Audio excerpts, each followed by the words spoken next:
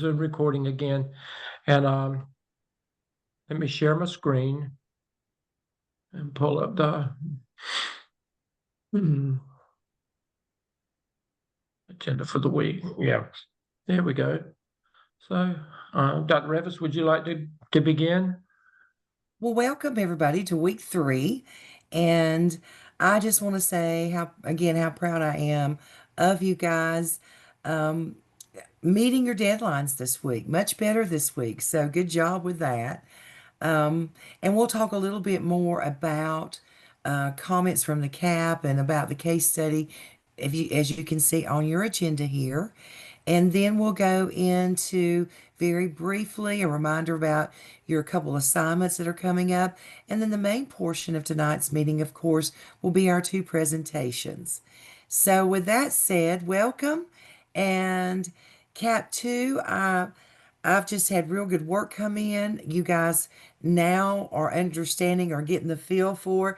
You've got to get it to Dr. Bullis like Saturday or Sunday of each week in order for him to give you feedback and then for you to be able to respond to that feedback and get it to me by Tuesday evening. So I want to thank you for getting into that routine and into that schedule. And I'll talk a little bit more about case study 1 on down in the agenda.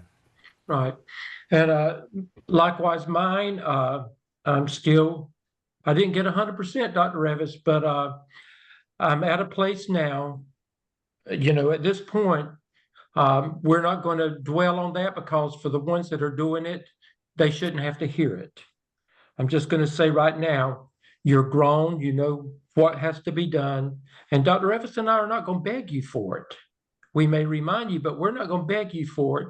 But don't, I'm just having to be honest, when it comes, week 7 is going to be here before you know it. And by week 7, we're into week 3. You've got 4 weeks to finish all the work for the CAAP and the SIAP. And Dr. Revis, I know it can be done because I've got several that you've got some that have already completed it all. I've got several that are up to SIAP task 3. They've cleared the CAAP. So I know that it's, it's, if they can do it, everybody else can do it too. So, but when it comes time and it's the drop dead date and you don't have it, you can't cry to Dr. Revis and me. It's out of our hands, and we've done all we can do. We are giving you quick turnaround with it. The coaches are doing the very same thing. So it's left up to you now. So please don't let you. We're asking you don't be one of those that that mess up. I don't want you to. 99% of you are doing exactly what you're supposed to do, and thank you for that. And we're going to move on. Just very quickly, would there be any questions from anybody about the CAAP at this point? Anything that you need to ask Dr. Revis and me? You know that you're on task 3 this week, which goes back to what Dr. Revis said. If you're just keeping up week by week at this point, if you don't have it to Dr. Maraglia and Dr. Bullis, preferably Saturday, but Sunday at the latest. And it can't be Sunday, late Sunday night or midnight or whatever. They've got to have some time to turn this around to get it to us. Now, when they get it to us, that doesn't mean that it's rubber stamped. That means that there's just going to be another pair of eyes looking at it whenever it comes to Dr. Revis and me. However, we don't have to go back and we don't have to do everything with a fine-tooth comb.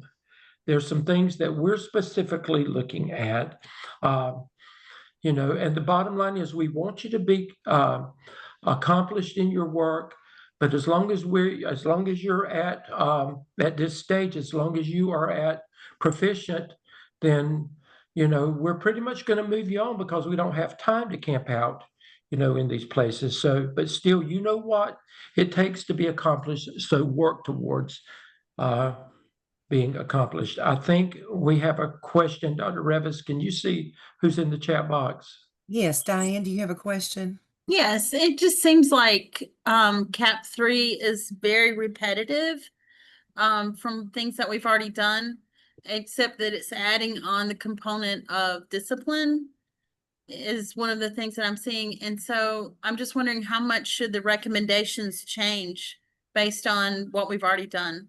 You're right, Diane. It's not going to be just look for an opportunity to maybe look for something different.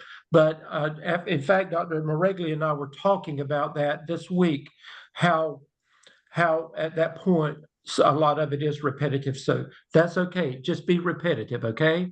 And then look for an opportunity to maybe take it a step up if you can. Yes, and making sure that you mention that you're working with your CAP team. Right. Okay. And Dr. Revis, I was going to point that out too. That is vitally important. I know when it goes to your outside evaluator, if you don't have evidence of working with your CAP team, integrated in your narrative work, plus, you never lead a team without having an agenda. That needs to be in your appendices. If you don't have that, I can guarantee you that you're going to be marked down for it. You can automatically know that you will not even be considered for 4 if it doesn't show that evidence. So Diane, that may be something that you really need to focus on at that point. Meeting with your team and just elaborating on that. Ashley? Yep, I have a question. It's about task 4. Can I ask that now? Sure. Okay, so under the time time, it only has a chart and it only says in the red to add a chart, but Hamilton was like, she drilled us to always write something if we had a chart. Do I need to add even a short, 3 sentences about the chart? But I've completed it, but do I need to add something about the chart? When it says a chart, that automatically, that pretty much at this point is understood that you do that. But thank you for bringing that out, Ashley. Okay, so go ahead and just write that little synopsis. Yes. Yes. You have to explain, you have to introduce the chart, put the chart, and then explain what it's saying. Okay, yeah, So that's not it, because in the red, I've been just following where it says red and it says just chart. And I was like, that doesn't seem like that's right. That is correct. At this point, Ashley, we will provide you with maybe sometimes skeletal information because you will have already experienced that for the last 2 semesters. But that's a good point to bring out. Good question. Okay, anything else about the CAP?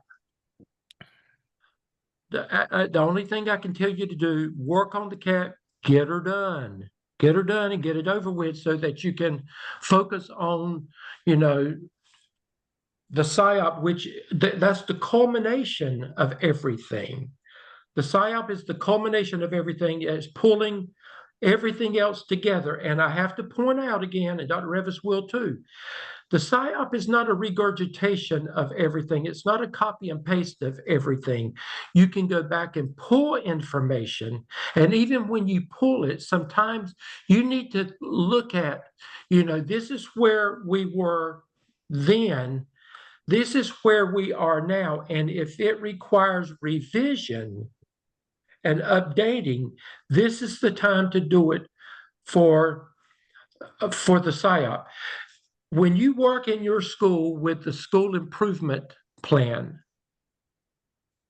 that annual plan that you have to do, this is what this is. You basically, over the course of the last 2 semesters and this semester, you have looked at every component of what a school improvement plan looks like.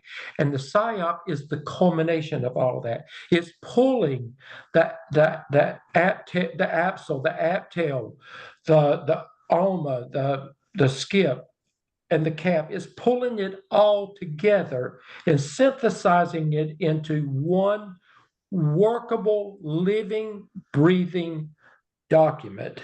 It should be a document that for your school, that if the administration chose that they could take that and it could come alive in your school. That's what you're hoping for.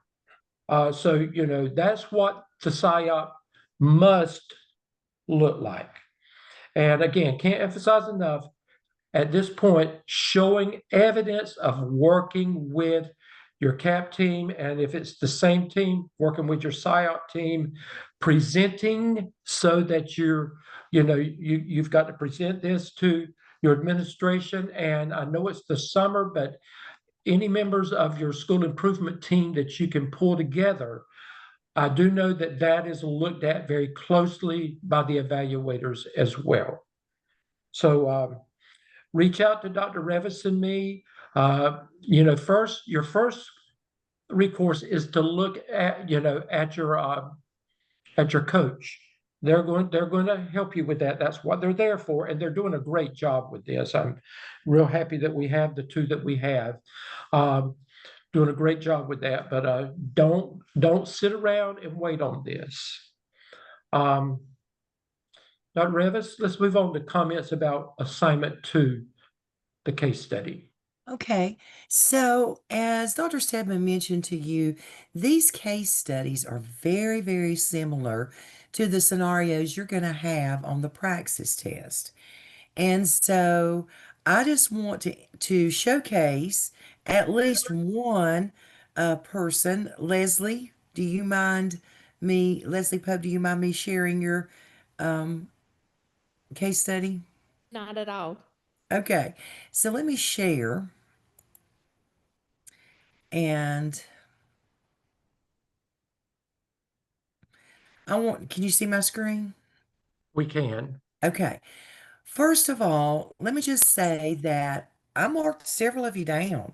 If you didn't reference general statutes and reference Title IX as something that you got to deal with, I marked you down. Some of you were waffling on this, guys, as Leslie put it. There's no ifs, ands, and buts. You've got to report it. Doesn't matter how old the person was that reported it, does it? No. You don't have to investigate it. That's not your job. But state statutes, you're a mandatory reporter. And it tells you that you've got to report suspicions, not proof. And you don't investigate it. You turn it over to law enforcement. Now, I'm sure that in every district in the state of North Carolina and South Carolina, there are protocols that at the district level that you need to also follow. And that would be, for example, contacting somebody at your district office who's the point person for these kind of situations. But the bottom line is, you've got to report. Let the authorities do the investigation. And I think some of you got kind of sidetracked by the fact that Molly was already out of school. She didn't really want to report. Well, when she came to you, Yeah. that's it. Right. You gotta take charge. You can tell her, Molly, you told me this. I can't sit on it. Maybe you Right. don't want to report it, but I've got to report it to Yeah. my law authorities. And they're going to call you. If you choose not to say anything to them, fine. But I've got to do my job. I've got to stay legal in my job. And I thought that Leslie did a great job. About this. She wrote it in narrative form. She cited, her general statutes all the way through. And of course, some of you were a little waffly on Mr. Moss as again. To me, this is cut and dry. Anybody that has a suspicion of child abuse or neglect, your district should automatically suspend them. Dr. Revis, hold just a second. Everybody, please mute yourself. We can hear conversation going on in the background. So you've got a legal duty there to do that. And so, Leslie, thumbs up on that. You did a real good job. Remember your school law. Guys, you've got to back up and support what you're going to do by your school law or by district policies and procedures. And or not and.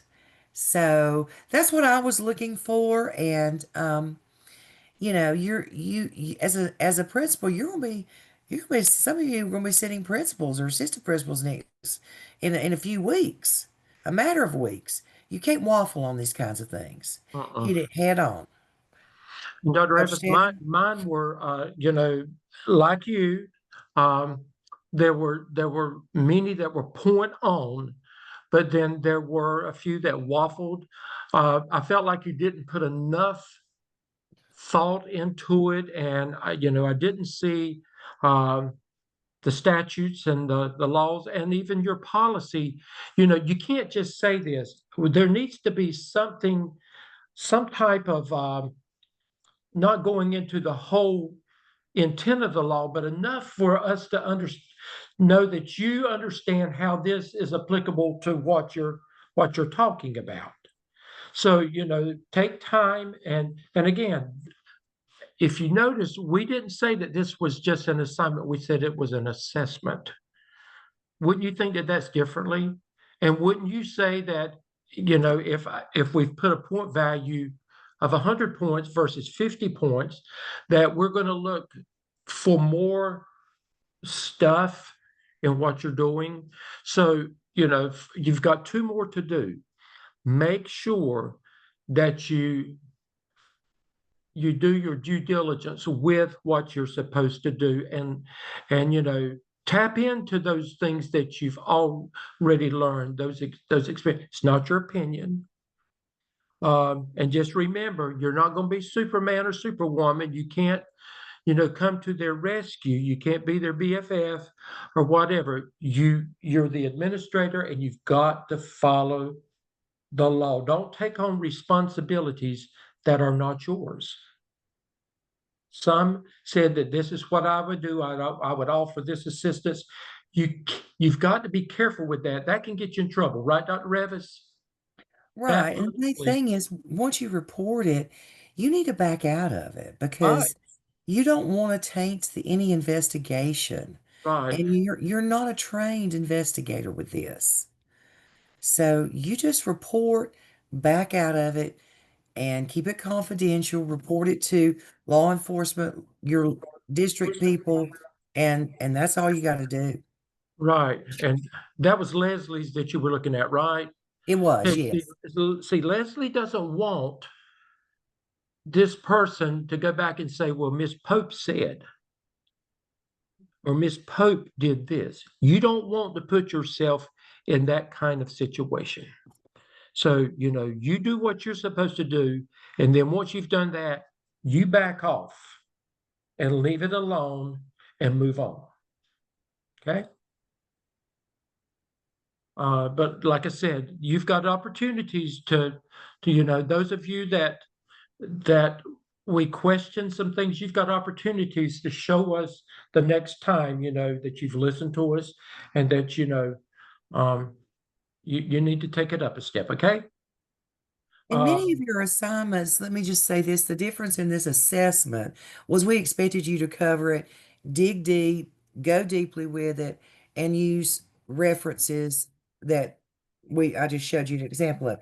But some of your assignments, like the Johari window, those are more of a reflection. There's something to do with it. And you need to take the assessment, but you also need to give it to some of your colleagues so that you get their feedback and you reflect on that. And if you didn't do that, you may want to consider getting that done very quickly and send them the link.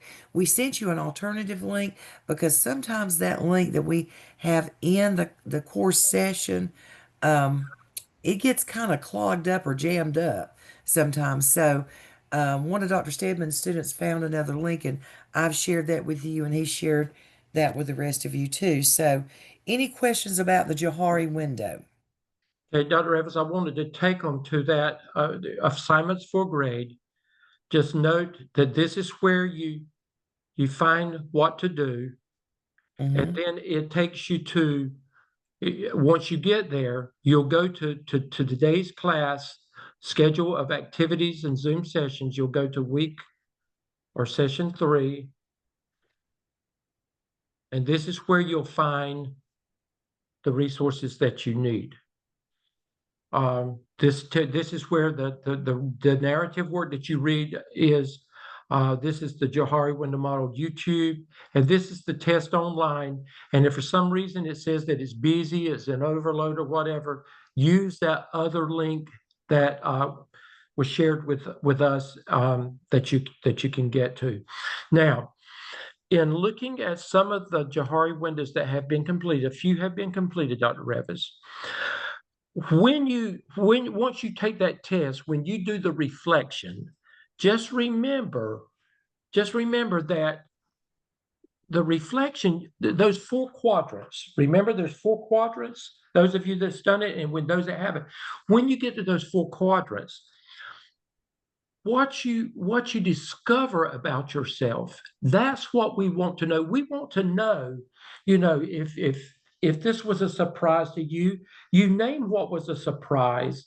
And then, these are areas of opportunities for growth, because, what others see in you and you don't see in yourself is an opportunity to say, I need to work on this. Or, I need to become more aware of this. The ahas, the surprises that are there. And those things that you said, well, this was not a surprise to me, I have to work on this anyway. Or you can say, the people that looked at you, they were pulling on, just let us know that you and self-reflecting, that you understand where you fit into this exercise. So don't cut yourself short with that, okay? A lot, the ones that have turned it in, I've got a lot that have been very thorough with that, but then I've got some that have not been thorough enough, Dr. Revis. So, don't cut yourself short on that. The strengths-based finder assignment, just remember that's week 8. You cannot wait until the last minute to do this exercise or to read. So prepare yourself along the way. That's just a reminder. Week 8 will be here before you know it too. We're going to go into our PSEL Standards 1 and 2 tonight. Group 1 comes from my class. Group 2 comes from Dr. Revis's class. And just a reminder that next week will be PSEL Standard 3, and that will be Juan Hernandez from my class, Colleen Dolby, and Lauren Clark. That team will have that. And then from Dr. Revis's class, PSEL Standard 4, Tremaine Bazemore, Heather Knapp, and Nora Taylor. They will have it next week. So with that being said, Dr. Revis, I'm going to turn it over to Julia, Chelsea, and Heidi at this time.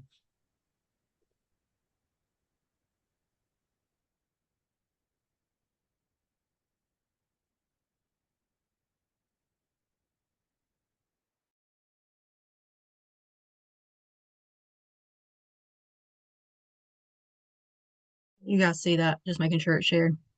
Yes, we can see it. Okay, perfect. Can everybody hear me? Okay.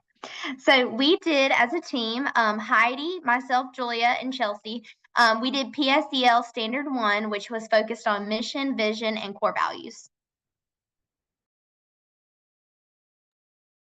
So looking at just the overall of what PSEL Standard 1 looks at, Standard 1 states that effective educational leaders develop, advocate, and enact a shared mission, vision, and core values of high-quality education and academic success and well-being of each student. So when we look at this, the key phrase we found was shared. So it emphasizes that the mission and vision aren't top-down directives from leadership, but a collaborative effort that involves the entire school and the school community. So the ultimate goal is clear that every element of this standard must connect directly to student academic success and their well-being overall. And then we looked at the 3 key elements. So it breaks down into element 1 is developing the shared mission, vision, and core values. So creating these foundational documents collaboratively with stakeholders, which is very important because we don't always think about those external stakeholders and including those. So involving teachers, families, students, community members, and all those meaningful ways, not just asking for input after the decisions are made, but including them in the process. And making sure these documents reflect our actual school community beliefs and aspirations. So being specific, making it measurable, and actionable rather than being generic and where it could apply to any school. We want it to be specific to our exact school communities. The second piece was articulating, advocating, and cultivating. So this with the three parts, we have to articulate our values clearly and consistently. We have to advocate and be a champion for our students and promote all of our beliefs in our decisions and communications, and then cultivating and nurturing and growing our commitment to our principles throughout our entire organization, not just putting it on a piece of paper and moving forward. And we kind of noted this is where a lot of our schools have some struggles where we say these things, but we don't always see them in practice. So it's not enough just to develop a statement that sounds great, but you have to actively communicate it and promote it in your school building. And then the third element, modeling and pursuing. So looking at leadership accountability. So as leaders, we personally embody these values in our daily actions. We have to live it. We can't ask others to live by a standard that we don't live by ourselves. We have to actively pursue our goals and initiatives that align with our mission and vision and create accountability systems to ensure consistent follow through across our organization. And then thinking as a connection of the whole leadership framework, based on what we've talked about, standard one is positioned strategically to build for the other elements to build on. So without a clear mission, vision, and values, efforts in curriculum, community engagement, and school improvement lack direction and cohesion. So now that we have introduced it, Heidi is going to take over the next slide. So what does the standard measure? So it measures leadership's ability to create unity around purpose. And it evaluates whether leaders can move beyond having mission statements hanging on walls to actually creating living, breathing organizational culture. And it also measures how effectively leaders translate abstract concepts into concrete actions that can guide their daily decision making. The standard measures stakeholder engagement and buy-in. So that word shared, like Chelsea said, is critical. This standard assesses whether leaders can facilitate authentic collaboration rather than just impose their vision. And it evaluates their capacity to bring together diverse voices. So their teachers, their students, families, and community members all around common goals. And then finally, it measures consistency between words and actions. So it's measuring the alignment between what they're saying they value and what they actually prioritize in their practice. And it evaluates whether school policies, resource allocation, and daily operations reflect that stated mission and goal. It's critical because it's the foundation for all of the other leadership actions. Every decision a leader makes needs to connect back to its school's mission, value, and mission, vision, and core values. And without this foundation, the other PSEL standards are going to lack coherence. It's critical because of its impact on students and student learning. Research consistently shows that schools with clearly articulated and widely shared missions have higher student achievement. And when everyone understands the why behind their work, it creates purposeful action that directly benefits student learning and well-being. And then finally, organizational culture and climate. A shared mission and vision creates a psychological safety and collective efficacy among staff, and it provides stability during challenges and changes, helping school communities weather difficult times while they're still maintaining focus on what matters most. So we're going to look at our three schools individually. The school that I am serving my internship hours at is Carver Heights Elementary in Goldsboro, North Carolina. I'm a district employee, so I'm pushing into the school for my internship. Carver Heights serves students in grades 3 through 5. Its mission statement is all students can grow and learn, and they will partner with parents and the community to ensure students achieve social, emotional, and academic success. Its vision statement, Carver Heights vision emphasizes high expectations and a growth mindset for all students. It's important to know before I move into the next piece that Carver Heights isn't a unique situation. It is 88.6% economically disadvantaged, and it's located within Goldsboro Housing Authority complexes, which is the area in the city with the highest violent crime rates. It has a remarkable history of resilience through multiple reform efforts. So it was originally built in 1967 during segregation. It's tried various improvement strategies throughout the years and successfully fought takeover by the state in 2018. So since 2019, Carver Heights has operated as a restart school, which gives them charter-like flexibility for innovative solutions. Even with that flexibility, they are still working with significant challenges. They currently have an F performance grade with only 28% student proficiency, chronic absenteeism, and substantial discipline issues. So all of that being said, that's important to know as we move forward on the next slide. So Carver Heights has developed several systems that translate the values into daily operations. Primarily, they have a PBIS matrix. They use SOAR, which stands for Students Learn the School's Core Values. Show respect, organize for success, actively listen and learn, and respond with self-control. When your mission talks about social emotional success, it's important to have clear behavioral expectations. And so the Eagle ticket system reinforces this by giving students tangible recognition when they demonstrate these mission-aligned behaviors. They earn tickets throughout the week and they turn them in for raffle prizes, which creates positive reinforcement around the values that the school wants to cultivate. Carver Heights demonstrates community partnership through authentic collaboration, primarily with communities and schools. And this brings reading volunteers, lunch buddies, and progress monitoring directly into the school. So this is real community members supporting students. When you walk into classrooms, you see classroom volunteers in there every single day. Carver Heights has implemented parent and family nights that are focused on academics, arts, and STEM. And to mitigate the barriers, they provide free dinner for all family members each time that they have an event. This removes those barriers to participation and shows that they're serious about their shared value, that education is a combination effort of school, family, and community. So 3 strengths that Carver Heights is demonstrating. First, their strong community partnerships. They authentically live out that mission and value of pulling the community in to their schools. They have clear behavioral expectations. Their PBIS matrix with that SOAR acronym is posted everywhere. It's on the walls of the hallways. It's in every classroom. It's in the cafeteria. It's everywhere you can be. And this matters tremendously because that community is economically disadvantaged with 100% receiving free or reduced lunch. And so implementing programs that bring community members and social emotional values into your environment is crucial. And then the third strength is the teacher commitment to the school.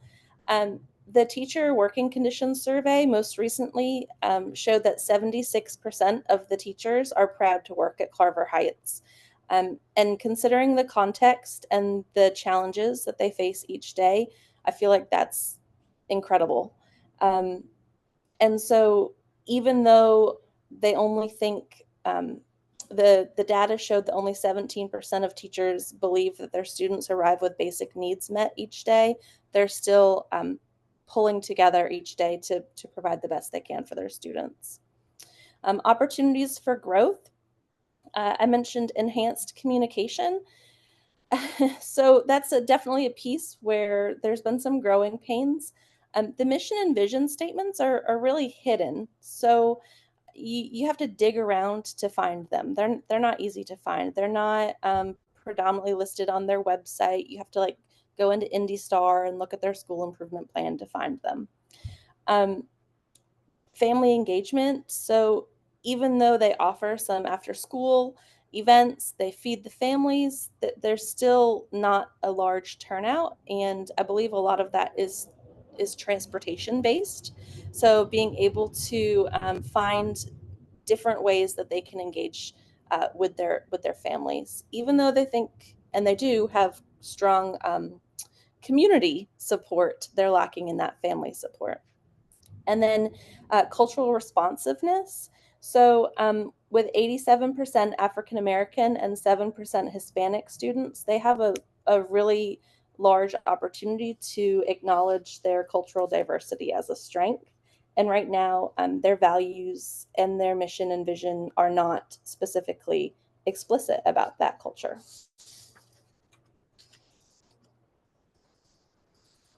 So I rated Carver Heights with 2 out of 4, and in full transparency, at first it was a 1, and then I kind of bumped it up to a 1.5, and then I bumped it up to a 2 because there's really great things going on there.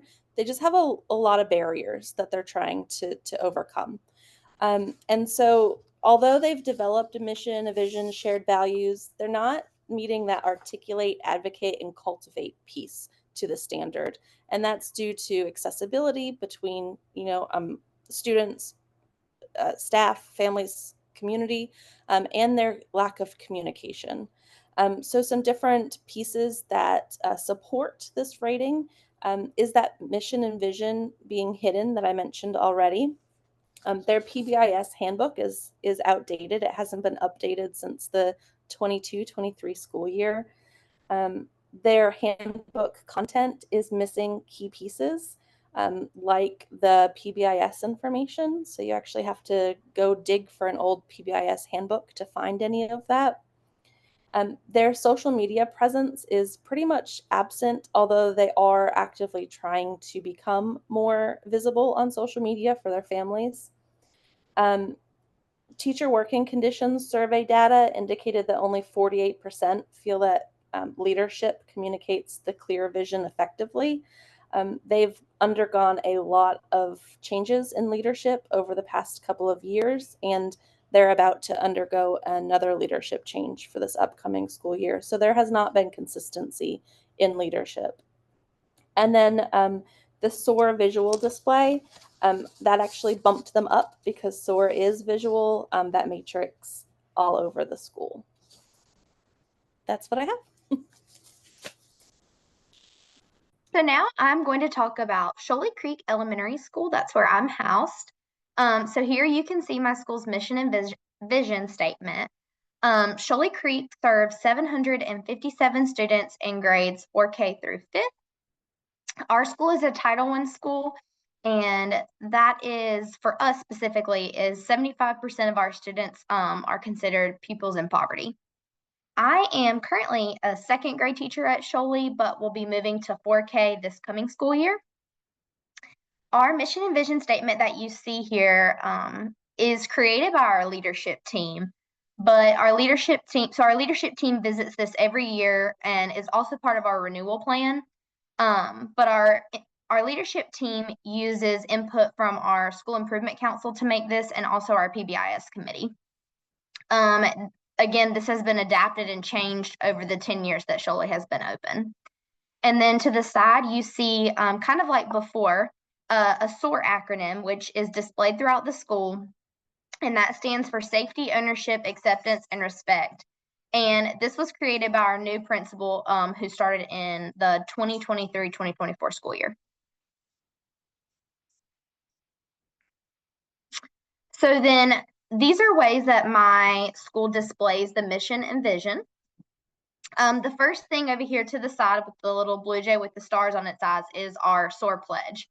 And each morning the students recite the SOAR pledge after the Pledge of Allegiance on the morning announcements. And we're really creating that ownership piece where students are really, it's not just a pledge hanging in the hallway. It's a pledge that they recite and understand the meaning of.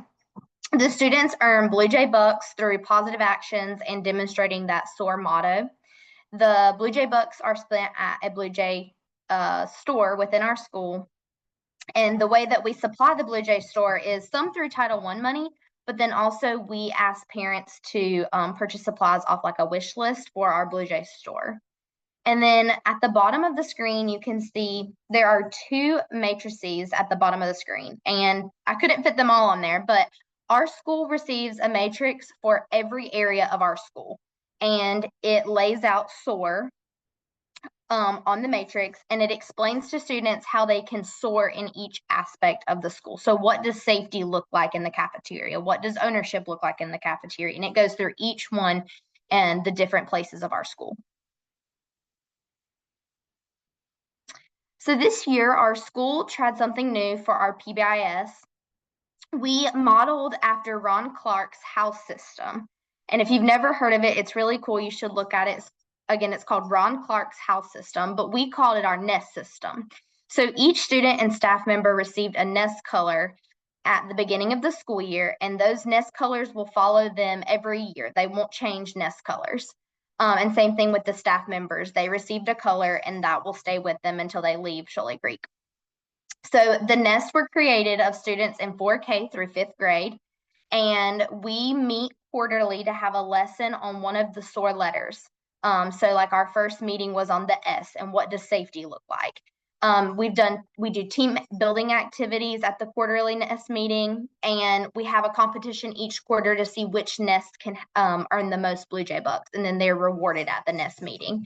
For our school specifically, we've seen a huge growth in our positive behavior among our older students.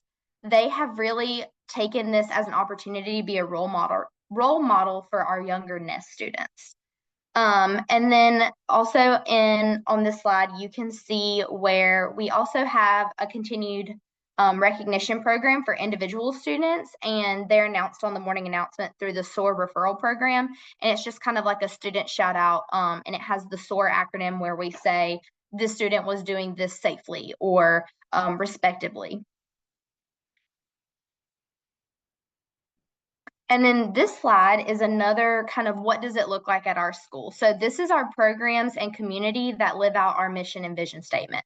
So we have Junior Hope Squad, we have Girls on the Run, Blue Jay Patrol, the Good News Club, and Release Time. So those are some of the programs that we have at Shoaley that kind of assist with our mission and vision statement. And then some activities that I kind of put on there that I felt like supported our mission and vision were our career day, our multicultural night. We host a parent appreciation parade, and also literacy and math and science night. So some of the strengths that I found at Shoaley were putting our words into action. So the mission and vision statement are not only displayed or stated for students, but I feel like the school does a great job of putting those things into action through our programs and our activities in our community. I feel like our school has clear expectations. The SOAR matrix can be seen everywhere in the school, and it has specific expectations for each area in the school and how students should act.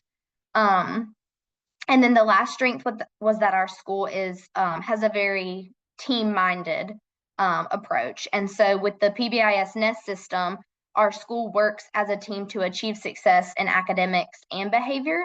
And when we used this nest system this year, we saw a 10% decrease in our referrals. And then some opportunities for growth. So parent involvement. This is an area where on the climate survey, only 25% of the parents said that they felt involved in the decision making through committees. And so I felt like our school needed to increase the parent involvement and decision making. Student buy-in. So our school could begin gaining student buy-in through having students create common goals. And that could be a school goal or a classroom goal or an individual goal, but just having that buy-in through that goal making. And then I stated communication as an area of growth. Our school climate survey stated that 56% of parents were stated that they are aware of school policies. So there needs to be more awareness of what our school expects from our students and from our families. And then finally, so I rated our school a 3 out of 4. I felt like overall, Shoaley had developed a high quality mission and vision statement for the students and for the staff.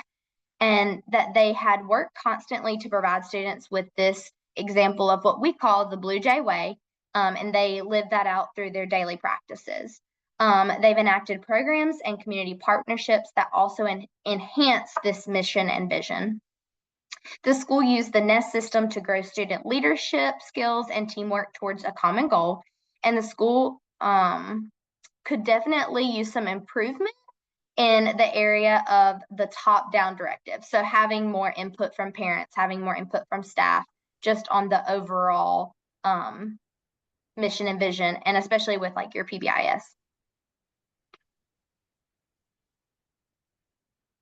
And then I did Southwest Primary School, which is the school where I am housed. We're located in Hickory. We are a pre-K through second grade school that serves around 330 students, about 300 students between K through second grade. We are 80.5% economically disadvantaged. All of our students receive free breakfast and free lunch through the community eligibility provision, which is the CEP program. So our district receives reimbursement through that program. We don't administer standardized tests like the EOGs. We have a 3-5 partner school, and then we receive their report card grade based on their performance. So Longview Elementary is our partner school, and their report card grade was a D this past year. One big thing about Southwest Primary is we were the first school in our district to implement conscious discipline, which has kind of reformed our school as we've made this transition to a primary school. That shift happened in 2019, so it's still relatively new as we're making changes. With conscious discipline, we have changed our self-regulation and co-regulation practices with our students, and you'll kind of see some of that displayed in our mission vision in our data as we kind of move forward. So the key components, if you don't know anything about conscious discipline, look at the brain state, so the executive, emotional, and survival states. And so we looked at the key pieces that we wanted our students to have. So we wanted them to know they were safe. We wanted them to know they were connected or loved by someone when they walked in our building. And we wanted them to be able to problem solve moving forward. So last summer, the summer of 24, we completely renovated our mission and vision statements to reflect what we wanted our students to be. After we sent a team to the Conscious Discipline Institute to gain more information and the Administrative Institute. So our mission statement became Southwest Primary's mission is to create lifelong learners and productive citizens who are safe, connected, and inspired to be creative problem solvers. And so every morning our principal does announcements where the students say we are safe, connected problem solvers, so that they are living their mission every day. They are aware of what it is. It's not just something on paper. And then with our vision statement, also looking at how can we build on those pieces to encourage them to be creative, to collaborate, and to be compassionate leaders also. And then our core values. So the things that our principal always says to us at every staff meeting is, she leads with, do you believe all students can learn? To remind us that it's not just a select few, it's do we believe every student in our classroom can learn? And then students' basic needs have to be met before they can fully engage in learning. So some of those behaviors are not because they're trying to be difficult. It's because their basic needs, they're tired, they're hungry. There's different components that we have to address first.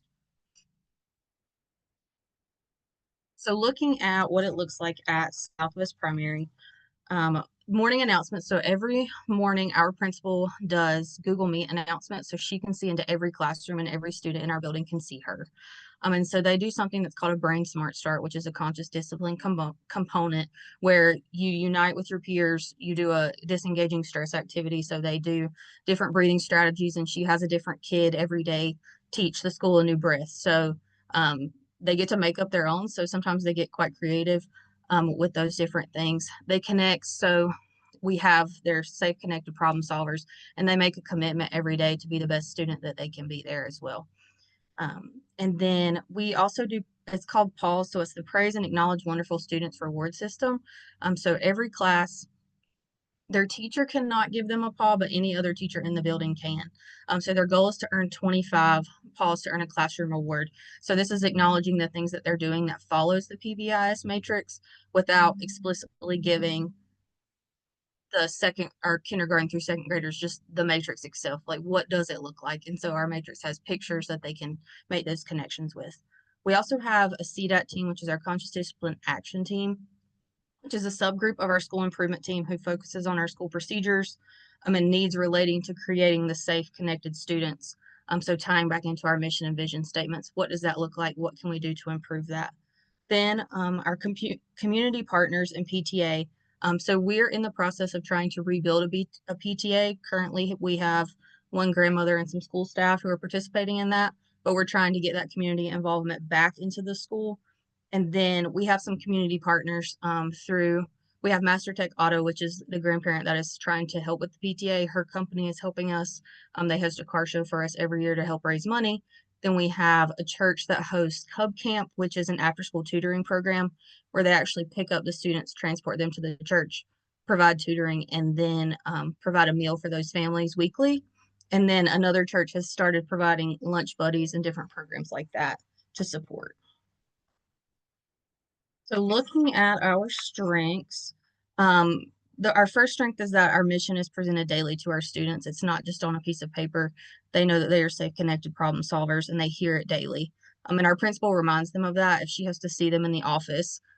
Were you being safe? Were you being connected to others? Were you being a problem solver?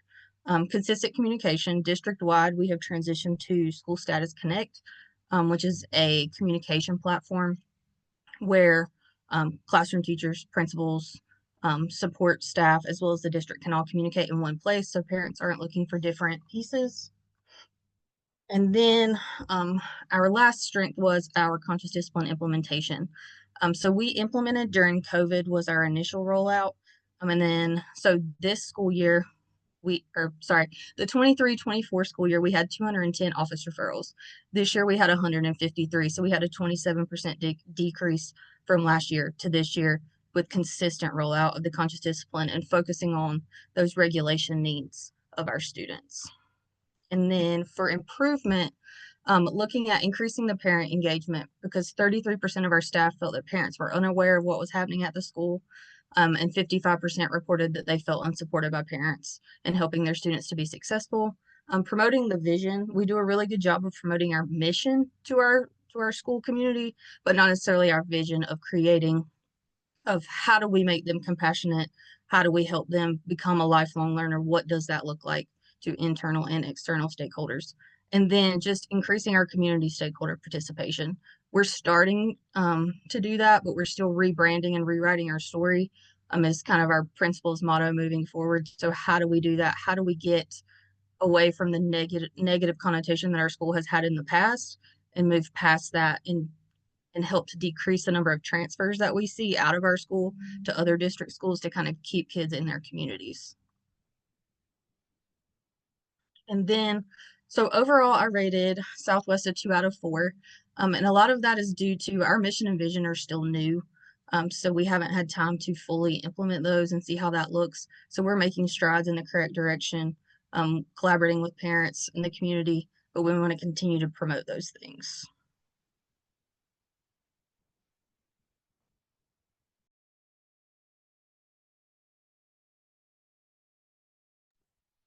Our analysis across the 3 schools revealed 4 key insights. So the first was that shared is a critical word in this standard.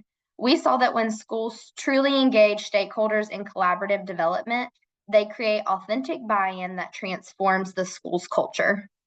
The second one was communication is everything. Having well-crafted mission and vision statements mean nothing if your stakeholders can't access them or understand how they connect to the daily practices at your school. The third, the context matters. So we all serve diverse communities with unique strengths and challenges. We must acknowledge and celebrate what students and families bring. This strengthens the connection between our school and our community. And finally, we confirm that Standard 1 truly serves as the foundation that drives impact in all other leadership areas. So Standard 1 transforms schools from buildings into the communities that we all want. And they are united around this one purpose. That transformation should be intentional, ongoing leadership that develops and advocates for and models the shared mission, vision, and the core values every single day. And that is all we have for you guys. So if you have a question, does anyone have a question for us? Only thing I would like to say, ladies, excellent job. Job well done. You really have set the tone for what we expected of you. You were very confident. You were very well prepared, very articulate. I couldn't have asked for it to have been any better. So you, like I said, you set the pace. And I wanted to say before we move to the next group, Heidi, I have actually been to Carver Heights when I was doing traveling and doing setting up internships with Gardner Webb back in the day. That's when we used to do that. So I'm very, very, very familiar with the dynamics of what you're dealing with there. I know a lot of the people in there. In fact, I taught in that area for a while, so I trained a lot of the administrators that are working in some of the schools and in the district there. Dr. Winter Goodson, who is I don't know if she's a principal now or not, but she actually graduated from high school with me. She graduated from the master's program with me through Gardner Webb, and then I was on her team when she became Dr. Winter Goodson through Gardner Webb University. So I'm very familiar with that area. Great job, ladies. Okay, so hard act to follow, but I am sure that Renfa and Claudia are up for the job and challenge. So we're going to move on to standard 2, and this standard is about ethics and professional norms. So Renfa and Claudia, take it away. Claudia is going to share her screen, and we'll go ahead and start with our portion of the presentation tonight, ethics and professional norms. Okay.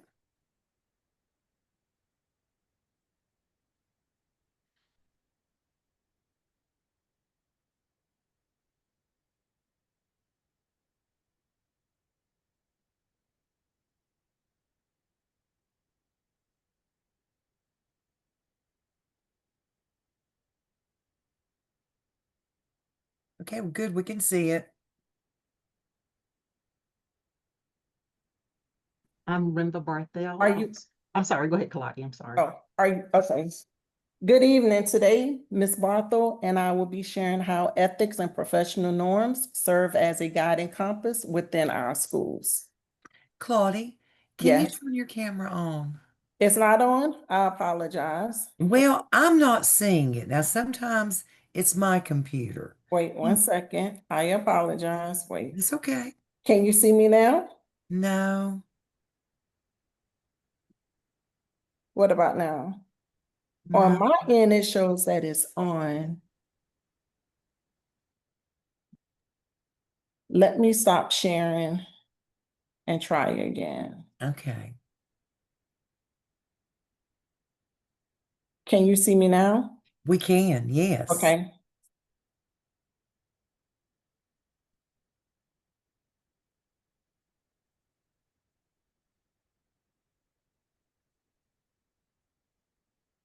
Okay, thank you. We can see the screen now. 1 second. I can't see our PowerPoint. What did I do?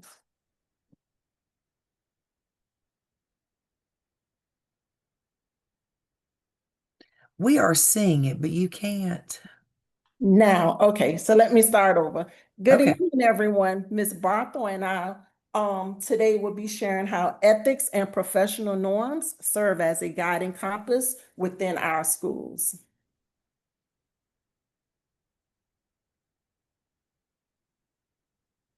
Go ahead, Ms. Barthel.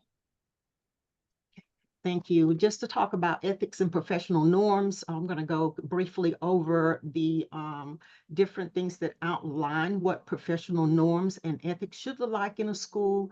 You would think after we go through background checks and fingerprinting that everyone would have some kind of idea about how we are to behave ethically within our school system, especially as leaders. So the leaders, the principal, the administrators, they are the one who kind of sets the tone for how things are in the building. So it says that effective educational leaders, they act ethically and according to professional norms. to promote each student's academic success and well-being. So the number one thing is that the success and the achievement of the student is always going to be at the forefront. They act ethically and professionally in personal conduct, relationship with others, in their decision makings, the stewardship of the school resources, and all aspects of school leadership. So that's making sure that when we're spending the school money, that we're doing that ethically, that we're hiring people that we can trust also to handle school funds, that our relationship with others, whether we're in the building or outside of the building, that we are behaving in an ethical and a professional manner. So we're also display integrity, fairness, transparency, trust, collaboration, perseverance, learning, and continuous improvement. They provide moral direction for the school and promote ethical and professional behavior among faculty and staff. So just as a side note, in my 3.5 years at the school that I am currently at, I have had 3 leaders. So this was a little bit of a challenge for me, but I think that as the school goes on and with our new leader, that we will kind of move in the right direction. What does this standard measure? Ethics and professional norms measures academic achievement in the school environment.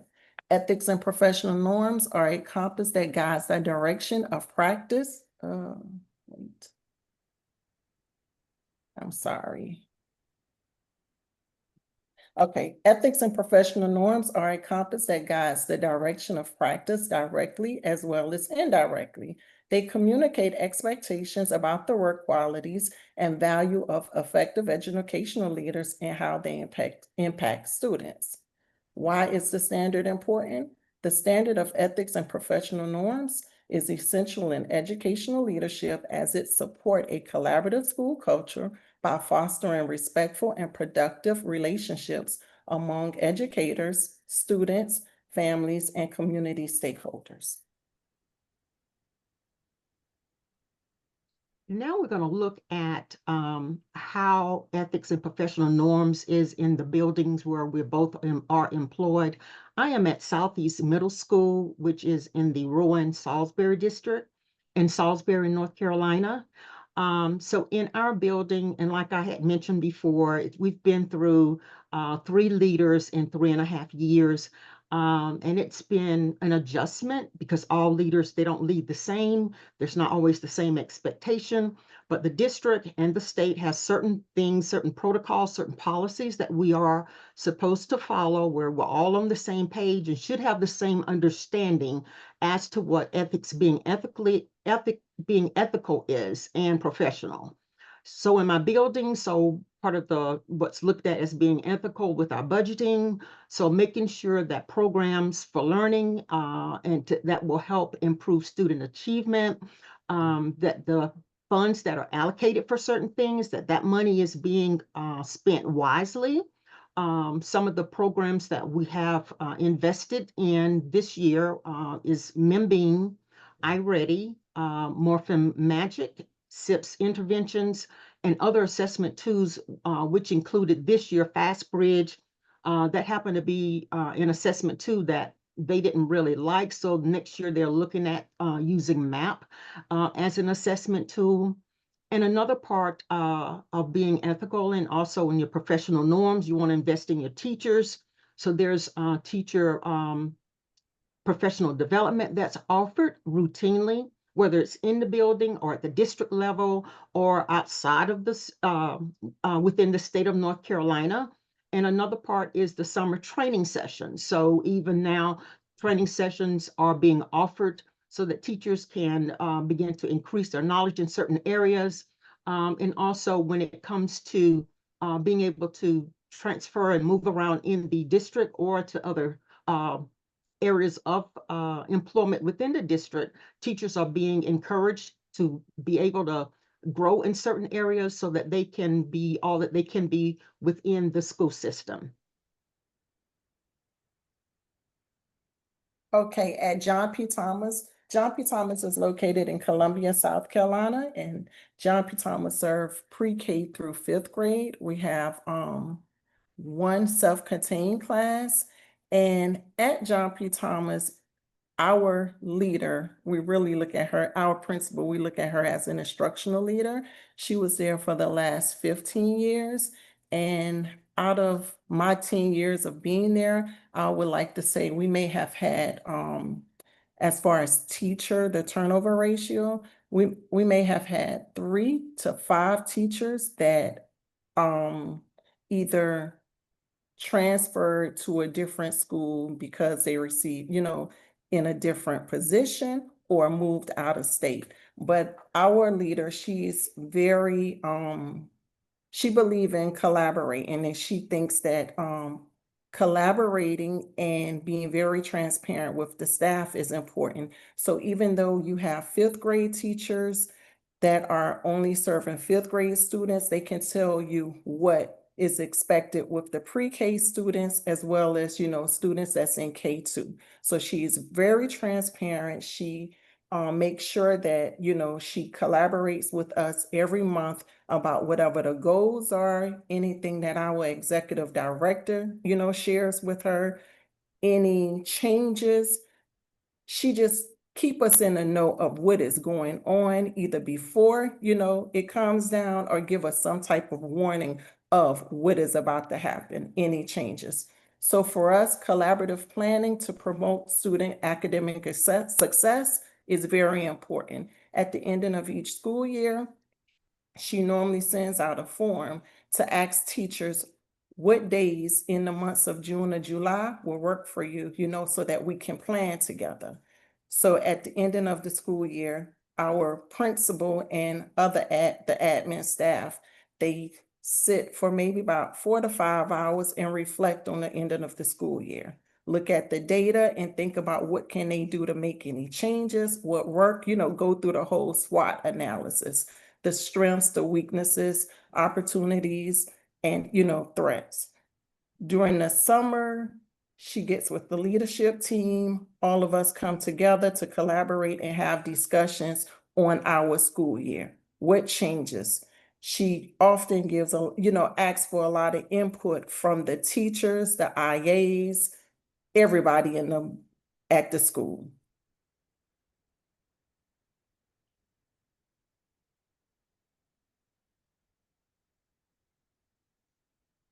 So in this particular slide, we're going to look at what our 3 major strengths is for our individual schools, and being at Southeast Middle School.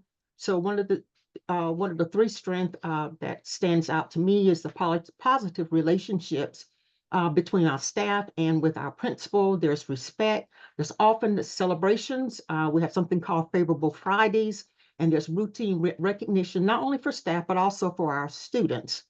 The second thing that stands out also as a major strength would be transparency. There's the sharing of the focus for the school, our growth points, and certain goals that the administrative staff have worked on and that they want to share out for the school year.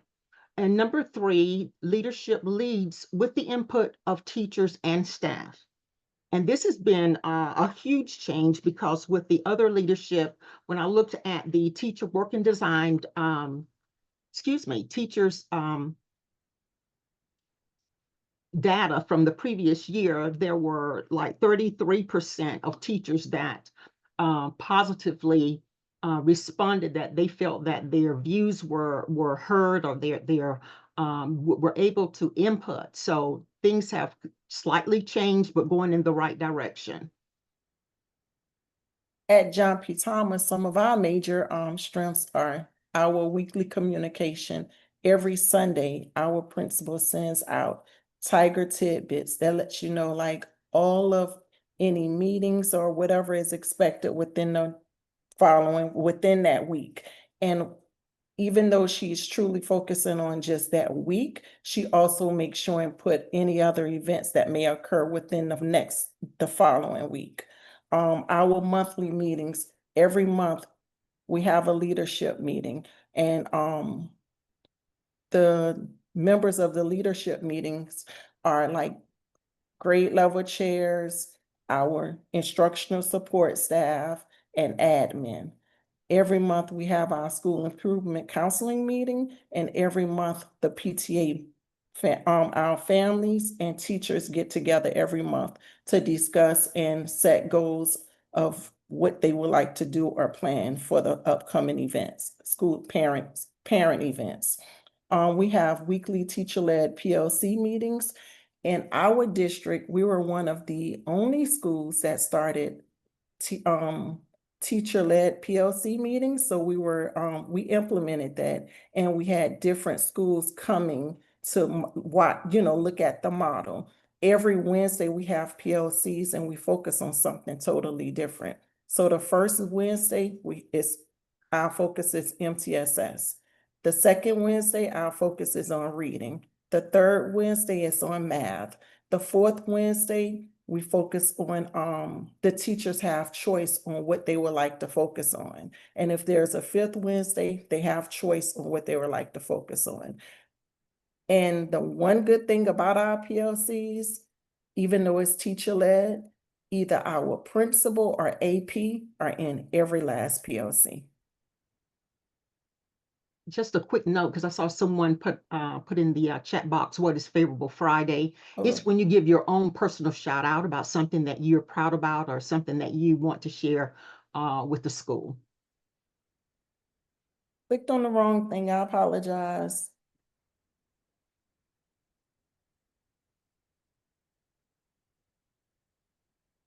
Slide number 8. Okay. That's not correct. Okay. All right, so opportunities for improvement at Southeast Middle School. One of the things that really stands out to me is consistency. So I think that as a administrative staff, work needs to be done on communicating across grade levels, making sure that what you tell one grade level, you're telling everybody. And when it's communicated, because sometimes things can be communicated, but they're kind of not providing all of the information. So some people are not leaving the meetings with a full understanding of what the expectations are. The number 2 thing would be fairness, to allow all staff to participate in collaborating. Everybody needs to have a voice in planning school-related activities instead of relying on a select few. And number 3 would be perseverance. I'd like to see that our administrative staff have more follow-through. When they share the data, we need to do something with it. Our leadership team and MTSS teams this year started out strong, but it kind of fizzled. So I think in that area, there needs to be some work on persevering.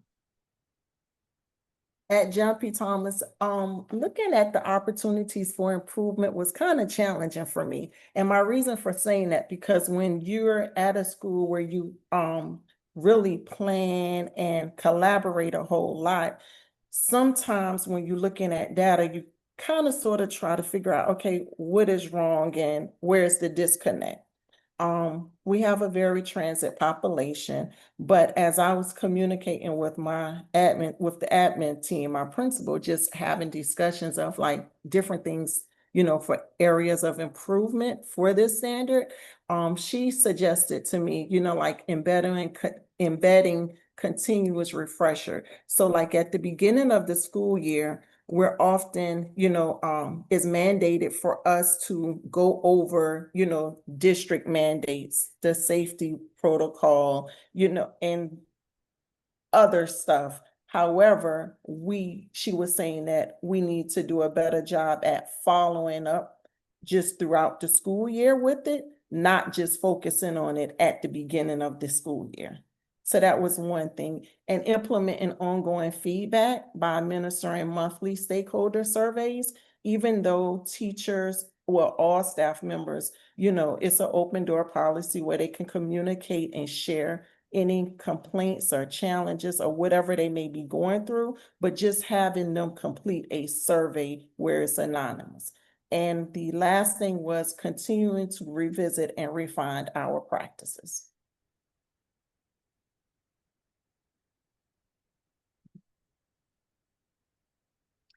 So when you look at ethics and professional norms and the overall rating, if I had to rate my school, and if I was rating it on a scale from 1 being worst to 10 being great, I would probably have to give my school a 7.5.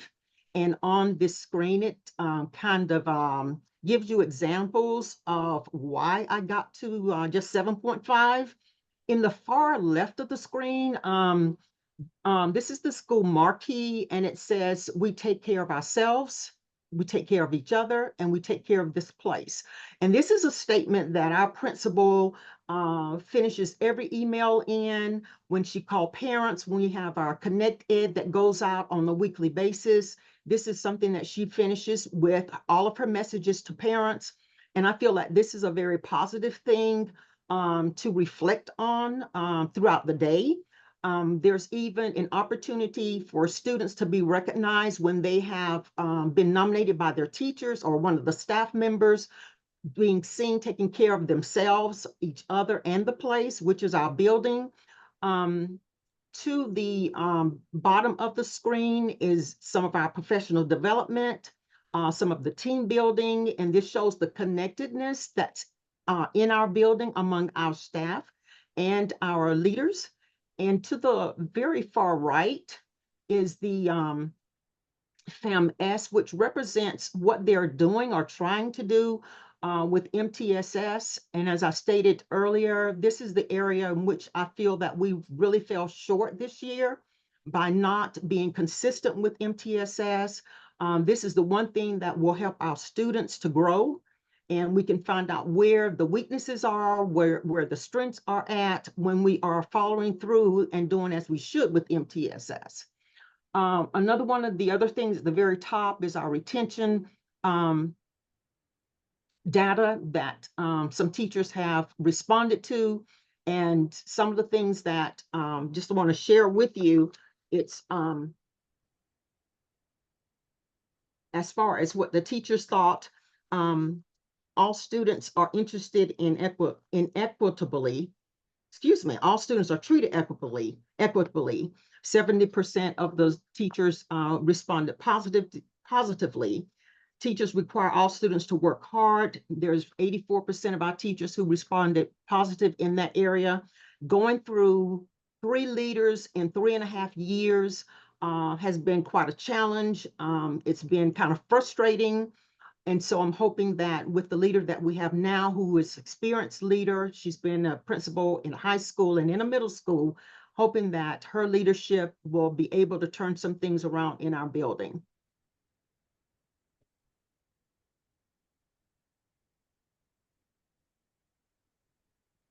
At John P. Thomas, looking at the scale from 1 to 10, I rated us at an 8.5. And my reason for doing that, when it comes to ethics and professional norms, some of the artifacts that I'm sharing, I have our Tiger tidbits, our PLC focus for the month.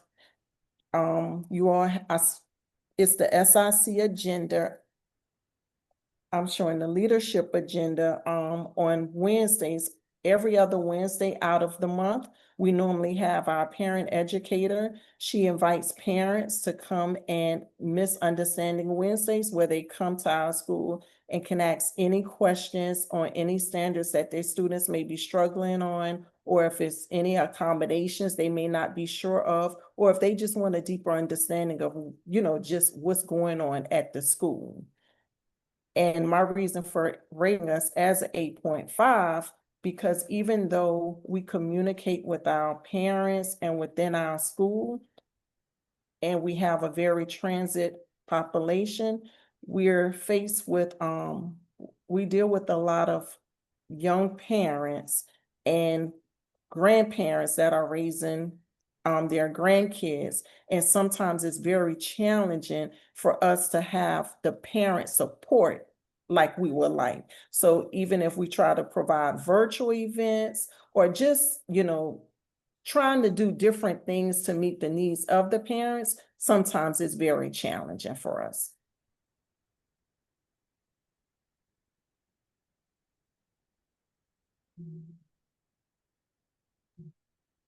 Okay, thank you, ladies. Any questions?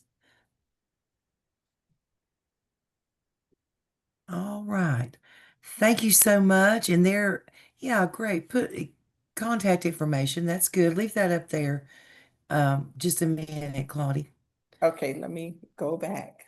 'Cause you mentioned some really neat things, and sounds like both of you are working in two schools that are doing a really solid job with being transparent and being collaborative with the teachers and trying to increase that collaboration with parents. And when you're in a high poverty school, guys, collaborating with parents is tough It is. because they have different things on their mind and different priorities. And I never will forget. I had parents, a lot of parents tell me they're your problem during the day and they don't want to be bothered. But, and I'm not talking about trying to bring parents in to sell stuff and do fundraisers.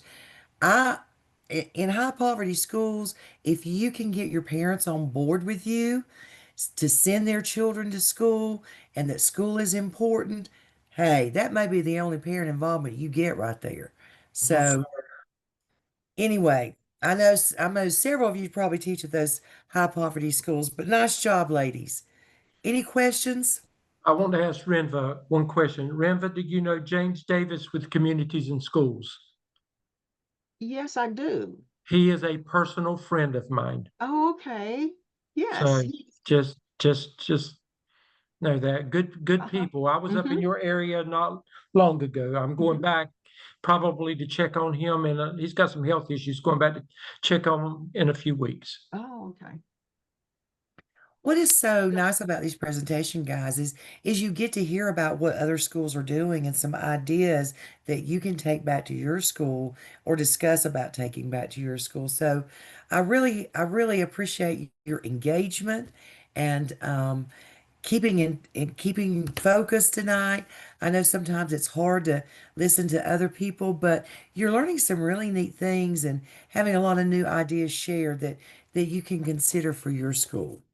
Dr. Dr. Stedman? Evans, yeah, and I want, while the majority of you were not presenting tonight, what we hope that you're doing, you internalized what these two teams had to say. Because remember, one day, if you're become an assistant principal, these standards are going to apply to you personally. So I would hope that when PSEL Standard 1 was presented, that you begin thinking where, they've talked about what it looks like in their schools. You may not have had to write it down or whatever. You need to be thinking about, what does this look like in my school? And when you become an administrator, then you have to take ownership of that. And the same thing with Renva and Claudia, what does that look like in your personal school?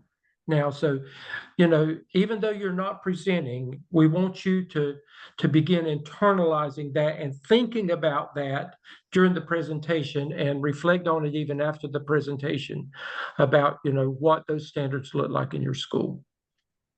Okay. Well, do you have any questions at all from any? Great jobs, ladies, all of you.